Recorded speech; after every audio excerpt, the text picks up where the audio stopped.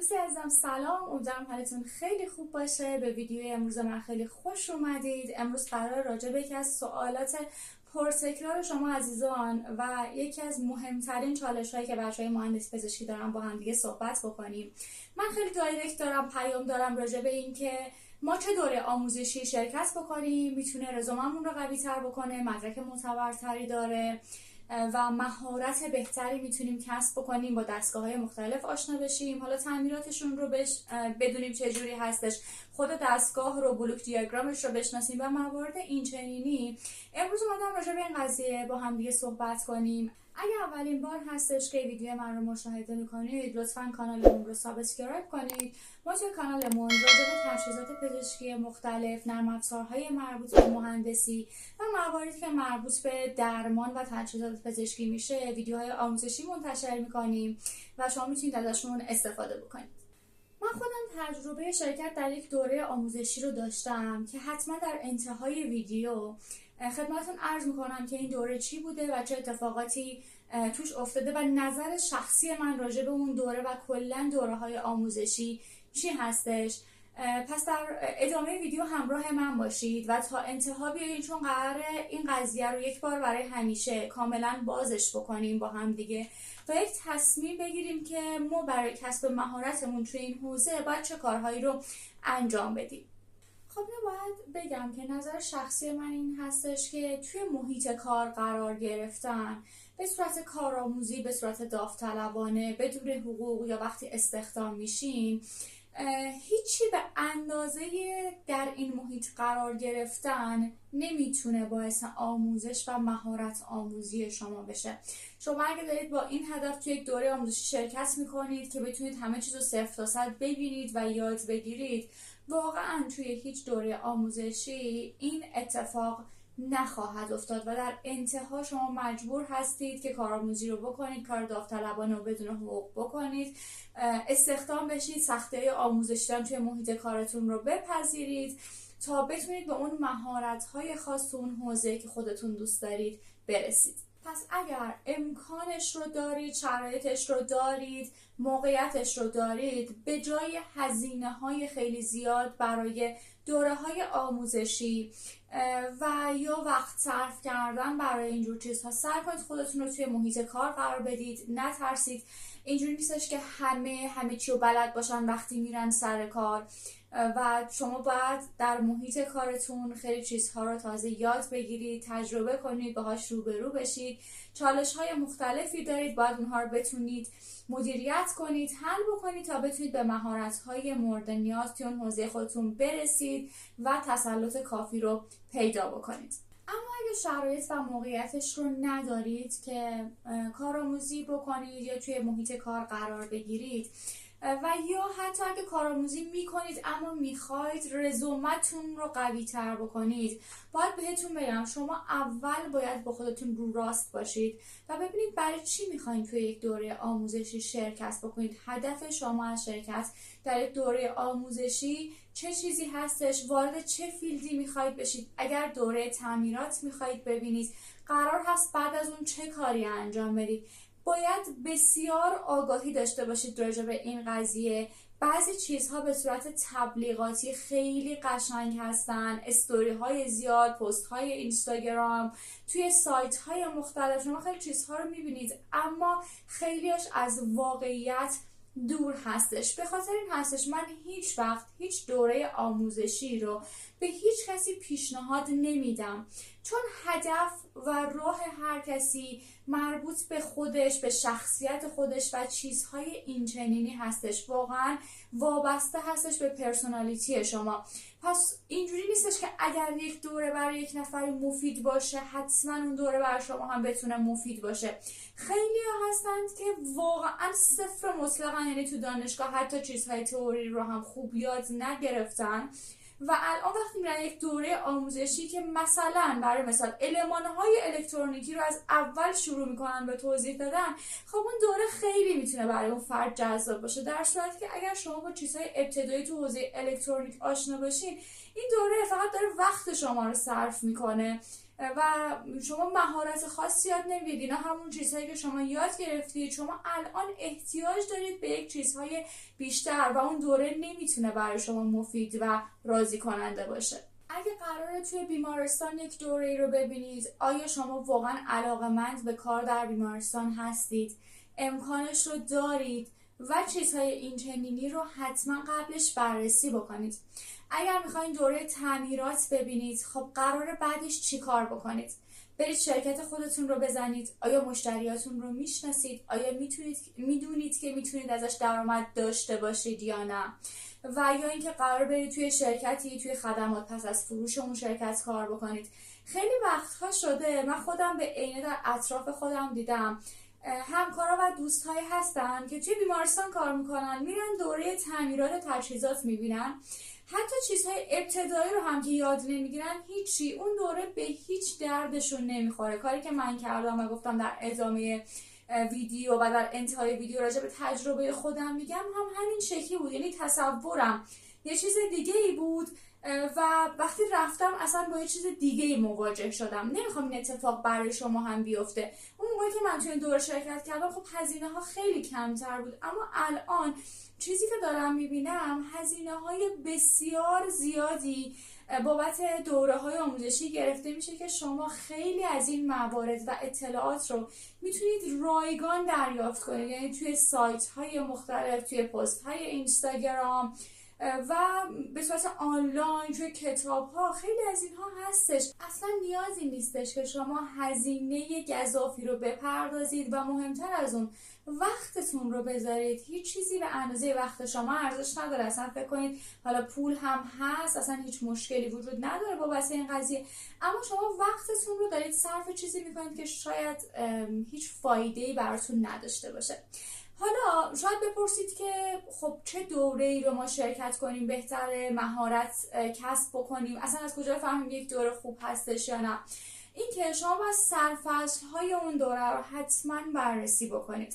ببینید کسی که تو بیمارستان میخواد کار بکنه خیلی چیزها رو توی بعد ورود، توی استانداردهای مختلف میتونه بخونه و ببینه. پس شما اول راجع به اون حوزه‌ای که میخواید واردش بشید یه اطلاعات کافی و جامع داشته باشید و بعد برید سراغ این که یک دوره آموزش رو انتخاب کنید. من اصلا مخالف شرکت کردن توی دوره‌های آموزشی نیستم. به هر حال شما دارید یک کانکشن ایجاد میکنید که همون کانکشن حتی اگه چیزی هم یاد نگیرید شاید یه روزی به کارتون بیاد و بتونه براتون مفید باشه. اما توجه کنید اون هزینه‌ای که دارید صرف میکنید، وقتی که دارید میذارید، ارزشش رو داشته باشه که شما تو یک دوره آموزشی شرکت بکنید. اینجوری نباشه که هیچ فایده‌ای به طور مطلق برای شما نداشته باشه. اگر قصدتون قوی کردن رزومتون هستش، خب پیش زمینه ذهنی همه ما این شکلیه که ما باید بریم توی یک مؤسسه و آموزشگاهی که بسیار مطرح هستش، اسمش شنیده شده خیلی، یا اینکه مدرک معتبری میده، مدرک‌های فنی حرفه‌ای یا مدارک اینچنینی. این پیش زمینه ذهنیمون هست که خب به طبع وقتی این مدارک هم میده و یا آموزشگاه خیلی بزرگ شده و معروف شده، اصلا جدا از اینکه واقعا اطلاعاتی که داره در اختیار ما قرار میده مفید و جامع هست یا نه، هزینه خیلی بالایی هم خواهد داشت. اما اون چیزی که من خودم به عینه دیدم این هستش که مدیر عاملای شرکت با اینکه رزومه شما رو بررسی میکنن و ببینن که شما چه کارهایی انجام دادید برای این رشته، شما چقدر اشتیاق داشتید، شما چقدر سعی کردید که یاد بگیرید، خیلی اسم اون مؤسسه براشون مهم نیستش. اینجوری نیست که ببینن اگر شما مدرک از فلان مؤسسه و آموزشگاه دارید خب این مشکلی نداره پس حتما ما این رو قبول میکنیم. اصلا این شکلی نیستش. در نهایت شما اگر توی رزومتون هم دارید از اسم یک آموزشگاه و دوره آموزشی صحبت میکنید، دارید علاقه خودتون رو به یادگیری و پیشرفت توی اون حوزه نشون میدید و اینکه چقدر سعی کردید برای اینکه مهارتی رو به دست بیارید، چقدر توی محیط قرار گرفتین، چقدر دستگاه ها رو دیدید، چقدر باهاشون آشنا شدید. و خیلی اسم اون مؤسسه برای مدیر عامل شرکت واقعا اهمیتی نداره، به اضافه اینکه در نهایت شما باید بتونید به طور عملی اون مهارتی که دارید رو نشون بدید، حالا چه توی جلسه مصاحبهتون، چه توی حالا محیط کارتون، توی روند حالا آموزشیتون یا آزمایشیتون باید بتونید اون رو نشون بدید. خیلی اهمیت نمیدم به اینکه شما توی کدوم آموزشگاه رفتین و دوره آموزشی دیدین. و مورد آخری که میخوام بهتون بگم، حالا قبل از که تجربه شخصی خودم رو براتون تعریف بکنم، این هستش که اگر میخواید بیزینس خودتون رو داشته باشید، خیلی ها هستن که میرن دوره تعمیرات تجهیزات پزشکی میبینن و هدفشون این هستش که یک بیزینس کوچیکی بر خودشون داشته باشن و اون رو کم کم گسترش بدن و بتونن دستگاه‌های مختلفی رو حالا از آزمایشگاه‌های مختلف، کلینیک‌های دندان پزشکی، بیمارستان‌های مختلف بگیرن، تعمیر کنن و این شکلی کسب درآمد بکنن.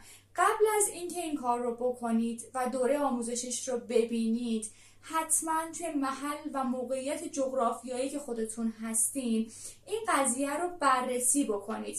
ببینید خیلی از بیمارستان‌های دولتی نمیتونن با شرکت‌هایی که توی آیمد نیستن همکاری داشته باشن. من اصلا راجع به بیمارستان‌های خصوصی هیچ نظری ندارم، چون خیلی از بیمارستان‌های خصوصی هم این شکلی هستن. اینجوری نیستش که همشون بتونن با شرکت‌هایی که خارج از آیمد هستن کار بکنن.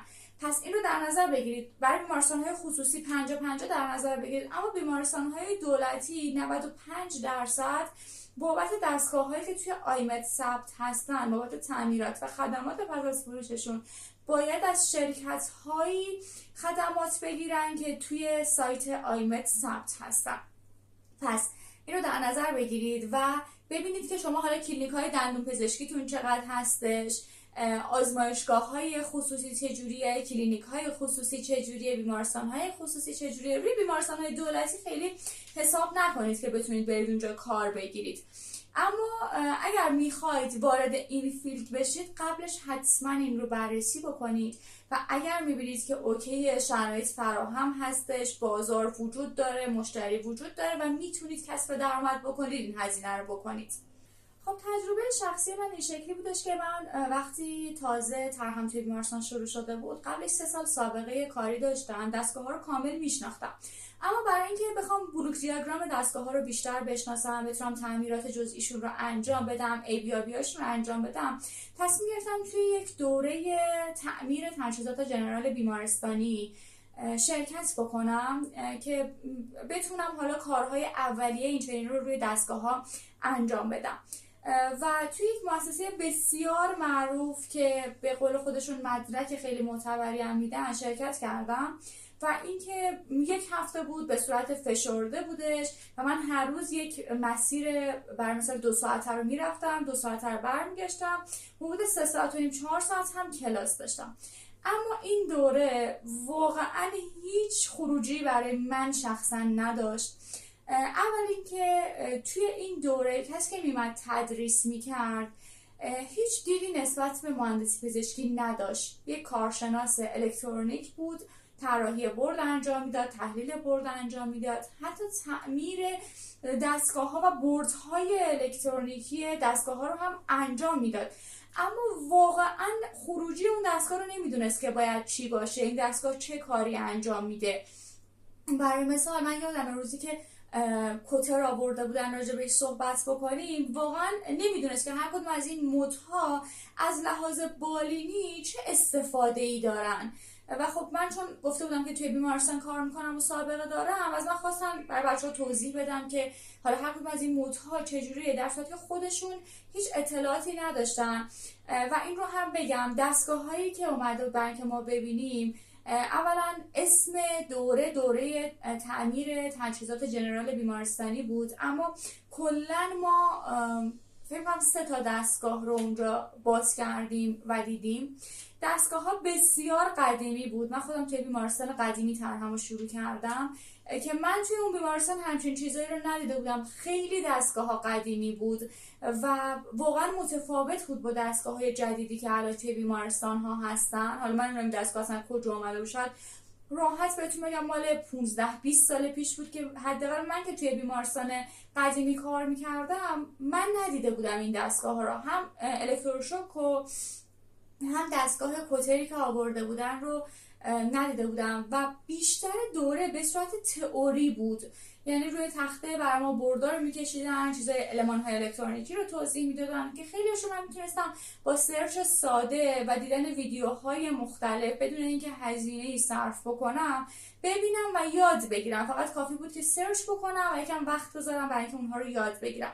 اما به صورت عملی با اینکه میگم یه مؤسسه بسیار معتبر بود، هیچ خروجی برای من نداشت و همین شدش که من چند وقت داشتم به این فکر میکردم که خب بچه‌ها که اینقدر از من میپرسن چه دوره‌ای شرکت کنیم، منم یه تجربه ناموفق این شکلی داشتم، بیام حتما راجع به این قضیه یک ویدیو درست کنم و باهاتون به اشتراک بذارم، چون نمیخوام اون مسیری که خودم رفتم وقتی که گذاشتم خستگی و هزینه‌ای که کردم رو، دلم نمیخواد که اون رو شما هم تجربه بکنید. دلم میخواد اگر میخواید توی دوره آموزشی شرکت بکنید کاملا چشماتون رو باز بکنید.